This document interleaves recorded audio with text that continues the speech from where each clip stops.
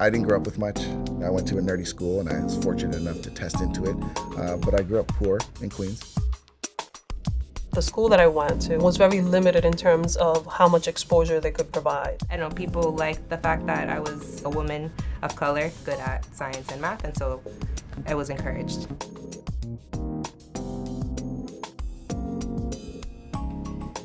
Our thought was to get young people involved in our research, because that's really the only way you can learn it, is to actually get involved in it.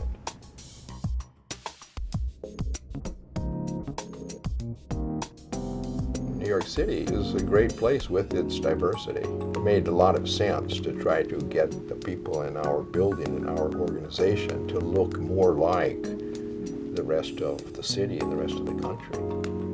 Even until this day, sometimes when my aunt talks to long family friends, she says, "Oh, that's my niece that worked at NASA."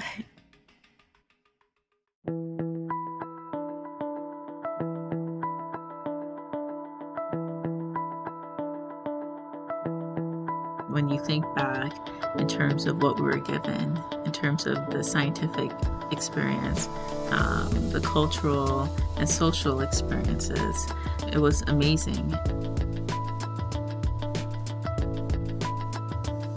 I was extremely focused. I was I have to do really well because I need to get out of here. I need to go to college. I need to make this happen.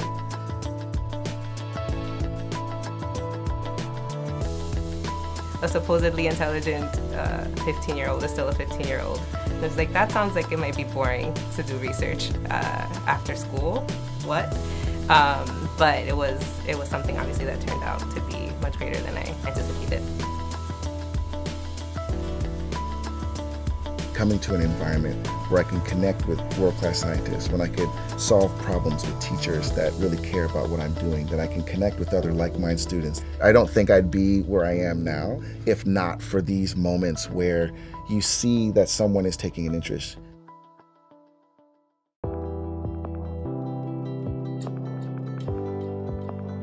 We learn by doing, we learn by applying, we learn by building relationships with each other. We learn by solving problems together. We learn by having fun. I mentioned my scientist mentor. Does particulate matter affect asthma? My brother has asthma. A lot of my cousins have asthma. From there, we actually designed a study. Even if you Google my name now, there's a report online, and it's on the web for what we did in ICP. And I think more students need to have the opportunity to be able to see themselves in this work, to believe that they can do it. To be able to tell a story in a way that somebody can understand no matter what their background was something that ICP taught. Science is nothing if you can't explain it to people, and that's something that I learned. To know that my way of thinking or my approach to this problem is being validated by a person who's got a PhD, and are you kidding me? It's hugely validating. And I think with that validation comes confidence.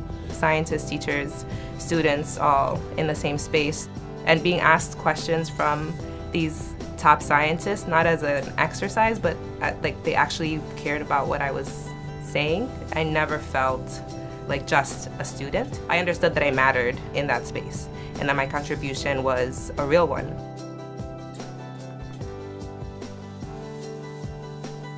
What they did for us as mentors means a lot to me and gives me motivation to give back and allow younger people the opportunities to also have amazing experiences in science and engineering. I knew that I would always come back to a community like this, a Spanish-speaking community, an urban community. I started to look for work in primary care, and so then I landed at the Ryan Center. I get to be the kind of doctor that I've always wanted to be. And the patients are amazing, and from all walks of life. Good morning, everyone. Bienvenidas a todos. Currently, even the students that I'm serving could significantly benefit from having this kind of experience, because it's not just about the access to technology. It's not only about the scientific inquiry, it's also about the mentorship and support. This is starting to teach me how to use technology in a We recently got a grant through Verizon and Digital Promise to ensure that my students get the opportunities that I had while I was here at ICP. If we don't foster those opportunities, our students will be going out to the workplace or even going into college unequipped. Now that I'm doing work that is promoting and supporting diversity and inclusion in Silicon Valley, I'd say that one of the lasting impacts was this idea that we can solve problems together.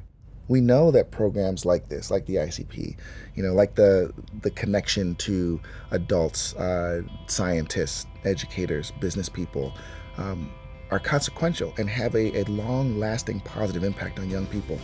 And yet, it's still a problem to this day.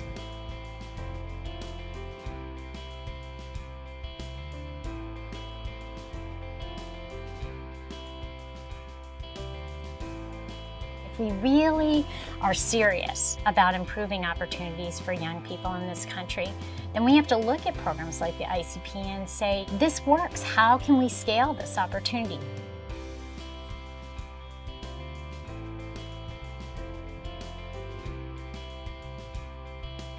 I'm hoping that we are not the last, that this door is open to more students throughout the country. Real World Matters is about leveling the playing field with the kinds of opportunities that help kids discover and develop their talent.